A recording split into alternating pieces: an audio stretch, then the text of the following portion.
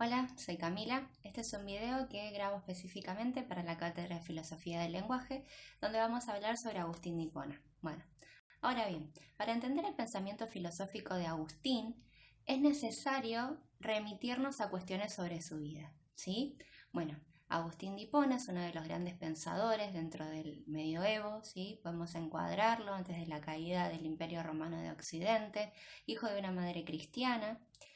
Posteriormente a su infancia, Agustín se aparta un poco del cristianismo y vive una vida bastante disipada, aunque siempre su vida se caracterizó por la búsqueda de la verdad, ¿sí? Donde en esta búsqueda de la verdad, bueno, tuvo varios estudios, dentro de ellos se encuentra la filosofía. Y bueno, posteriormente su vida en este transcurso, ¿no? de búsqueda, se inserta en el maniqueísmo, sobre una sexta, ¿sí? Sobre un Dios bueno, un Dios malo, todo lo elevado era bueno, todo lo corpóreo era malo. Bueno, finalmente esta cuestión no lo convence a Agustín, por lo que se aparta del maniqueísmo y comienza a estudiar también en lo que vendría a ser la Nueva Academia de Platón, pero esta Nueva Academia de Platón está liderada por líderes escépticos, no el escepticismo tomado a su máximo potencial, podríamos decir, pero sí tenía probabilismo, ¿sí? Hay ciertas cosas que no podemos comprender, pero hay cierta probabilidad por las que las conocemos, bueno, etcétera. Posteriormente, ahí donde tiene Agustín su encuentro máximo cumbre, digamos, con la filosofía, tiene que ver con un encuentro que tiene con Mario Victorino, que lo inserta en el neoplatonismo, bueno, posteriormente, bueno, con las cartas que lee de San Pablo, con las prédicas que escucha de Ambrosio de Milán. Finalmente Agustín se convierte al cristianismo y alcanza su consagración como obispo de Hipona. Bueno, dentro de lo que ya es el plano filosófico como autor, vamos a decir que tiene grandes obras, no solamente aquellas que hacen relaciones a la religión, sino que tiene grandes ideas filosóficas y grandes obras que son muy conocidas. Una de ellas es Confesiones, en la que nos vamos a centrar de este video, ¿sí? Donde se desprende la teoría del lenguaje de Agustín o la idea que tenía sobre la concepción sobre la adquisición del lenguaje. Bueno, para también tener en cuenta sobre Agustín, hay que tener en cuenta obviamente el plano cristiano de él, ¿no? Podríamos decir que tiene algunas ideas de Platón siempre tomadas en cuenta desde una matriz cristiana, ¿no? Por ejemplo, la preexistencia del alma, como tenía Platón, nosotros conocemos cuando recordamos, también lo retoma Agustín, pero no desde la preexistencia del alma, ¿no? Obviamente hay una importancia del alma dentro de la filosofía agustiniana muy importante, una importancia destacada, que bueno, vamos a ver por qué se la da, pero no hay preexistencia del alma, sí hay resurrección, ¿sí? Pero no hay este concepto de reencarnación que había quizá en la filosofía platónica, con más seguridad vamos a decir. Otra de las cosas más importantes que hay que tener en cuenta de Agustín es el tema de su teoría del conocimiento. Bueno, y acá vamos a volver a Platón, ¿no? El mundo de las ideas. Bueno, lo que dice Agustín es que no mires hacia afuera, en el interior habita la verdad. Lo que va a decir este filósofo es que Dios ilumina, ¿sí?, las verdades esenciales que hay en la mente del hombre y que le permite conocer, ¿sí? Por eso su diferencia posteriormente con Tomás de Aquino, que obviamente desde un planteo más aristotélico, él dice que obviamente se conoce desde afuera. Pero bueno, como dice Agustín, no busques hacia afuera, en el interior habita la verdad. Bueno, ahora viendo este repaso vamos a introducirnos en lo que a nosotros nos compete, que es la filosofía del lenguaje de Agustín de Hipona. Bueno, como ya le dije en sus libros Confesiones, Agustín habla sobre la teoría del origen o adquisición del lenguaje, también entendida como la teoría ostentativa, ¿sí? Ahí en esta imagen que tenemos en pantalla podemos ver una madre cómo le enseña a su niño, al infante, lo que es el libro, es decir, la palabra primariamente siempre va asociada a la idea, ¿sí?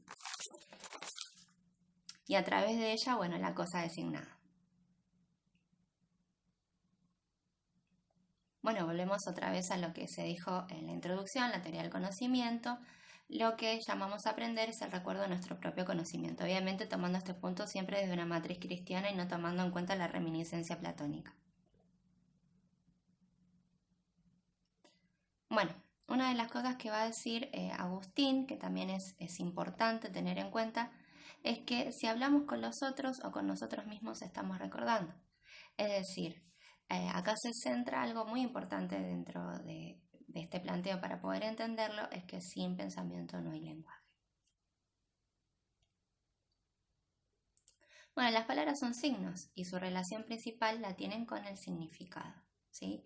Agustín, quizá la finalidad del lenguaje para Agustín no se centraba tanto en lo que tiene que ver con el planteo cognoscitivo, sino con la relación que tenían, ¿sí? Las palabras con el significado.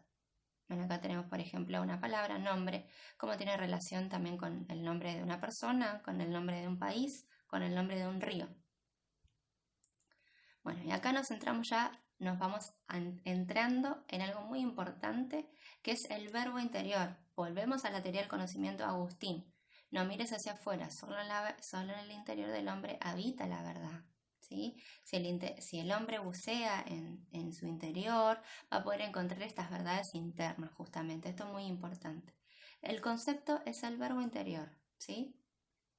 Y como ya mencioné, no hay lenguaje sin pensamiento. El concepto es el verbo interior y acá Agustín dice algo fantástico. Lo que él dice es que este verbo interior es anterior a todo lenguaje y no pertenece a ninguno. Es decir, que es común a todos los hombres. Todos los hombres tienen un verbo interior, que no pertenece a ningún lenguaje y que es anterior a cualquier tipo de lenguaje. ¿Sí? El concepto es causa del lenguaje, porque justamente yo quiero manifestar el verbo interior, ¿sí? Quiero manifestarlo externamente. De mi interior quiero manifestar ese concepto hacia el exterior. Entonces vemos cómo el concepto, cómo lo que yo tengo de mi verbo interior, es causa de mi lenguaje, es causa de mi manifestación externa, podríamos decirlo. Bueno, como ya mencioné antes, el verbo interior es el mismo para todos los hombres. Eso es muy importante, ¿sí? Anterior a todo lenguaje. Y no pertenece a ninguno. Lo que es distinto es el exterior. Es decir, mi verbo interior es el mismo para todos los hombres. El exterior es distinto según la variedad de lenguas que hay, ¿sí? Según la manifestación. La manifestación va a ser diferente porque tiene que ver con la variedad de lenguas que existe. Pero el verbo interno siempre va a ser el mismo, único, para todos los hombres, sin excepción, ¿sí? Solo en el interior habita la verdad. Siempre recuerden esa frase. Bueno, acá hablamos ya en el plano de la comunicación, ¿no? Este verbo interno que yo quiero manifestar mediante el lenguaje lo voy a hacer mediante signos, ¿sí? Agustín nos dice el sonido mediante el oído y la seña, ¿sí? Mediante la vista. Acá vemos un ejemplo como un alumno está hablando con un profesor, ¿sí? Se manifiesta mediante el sonido. Y también puede ser mediante la seña, ¿sí? Acá vemos como una persona que puede tener problemas de audición, un sordomudo, se puede comunicar mediante señas, ¿sí? Mediante la vista. Eso es un signo. ¿Sí? Tenemos el signo como sonido o como seña. Bueno, las letras son signos de las voces, va a decir Agustín, y las palabras son signos del pensamiento, ¿sí? Otra vez retomamos el concepto del verbo interior. Bueno, algo muy interesante que dice Agustín es que la escritura es una forma de comunicarnos con los ausentes. Yo puedo escribir algo para una persona que no está presencialmente al lado mío, conmigo en este momento, y me puedo comunicar, no obstante, con él en otro momento, aunque nosotros no nos podamos ver, es decir, aunque yo no pueda escuchar su voz, aunque no pueda hacer señas, ¿sí? Bueno, sin ir más allá de la comunicación que tenemos hoy en día, mediante las redes sociales, por ejemplo. Bueno, otra de las cosas que dice Agustín, y volvemos a la introducción con el tema de las afecciones del alma, lo importante que es el alma, ¿sí? Lo que va a decir Agustín es que el alma tiene afecciones, ¿sí? Que se producen mediante los gestos, mediante el rostro, mediante cierto movimiento de los miembros, ¿sí? Mediante alguna tonalidad de la voz. Como para pedir, acá vemos como está pidiendo un lápiz, por ejemplo, ¿sí? El signo pedir. El signo de rechazo, por ejemplo, ¿sí? Bueno, el signo de huir, que obviamente hace más alusión a los miembros propiamente dichos. Bueno, acá tomé un ejemplo de Ernesto Sábato, sobre Héroes y Tumbas, que también habla un poco sobre la importancia que tiene el alma, ¿no? Y cómo se hace manifiesta. Dice, ya no basta, pensaba, los huesos y la carne para construir el rostro, y es por eso que es infinitamente menos físico que el cuerpo. Está calificado por la mirada, por el rectus de la boca, por las arrugas, por todo ese conjunto de sutiles atributos con que el alma se revela a través de la carne, ya que el alma no puede manifestarse en nuestros ojos materiales por medio de la materia, y eso es una precariedad del alma, pero también una curiosa sutileza. Y bueno, para ir cerrando ya este video y este planteo sobre la filosofía de Agustín, puse puntualmente libros, ¿sí? El capítulo 8, el libro 1 de Confesiones, donde Agustín habla sobre su teoría del lenguaje.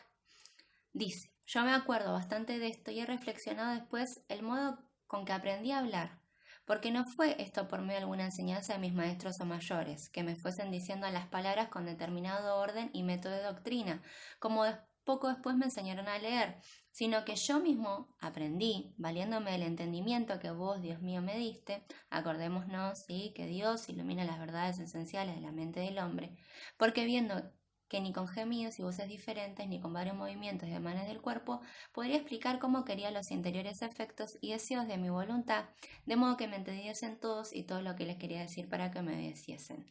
Pronunciaba yo mentalmente las voces y palabras que oía cuando ellos nombraban alguna cosa, ¿sí? Y cuando en correspondencia a alguna palabra que habían dicho se movían corporalmente hacia alguna cosa, lo veía, observaba y entonces conocía que aquella cosa se nombraba con aquella misma voz que ellos habían pronunciado cuando querían mostrarla o significarla, ¿sí? Se conocía que ellos querían esto por las acciones y movimientos del cuerpo, que son como palabras naturales, y lenguajes que usan todas las naciones y se forman ya con todo el rostro, ya con los ojos, ya con las otras señas, con los demás miembros, con el sonido de la voz, y cuyas señas y acciones dan a entender las afecciones del alma en orden a pedir, retener, desechar, huir o aborrecer estas o aquellas cosas. Bueno, entonces ahí vemos cómo la palabra primariamente significa la idea y a través de ella la cosa designada, ¿no? ¿Sí? Vemos la teoría del origen del lenguaje en su total plenitud, siempre tomándolo obviamente desde una matriz cristiana. Bueno, esto fue Agustín de Hipona, su teoría del lenguaje. Espero haber sido clara y espero que lo hayan disfrutado.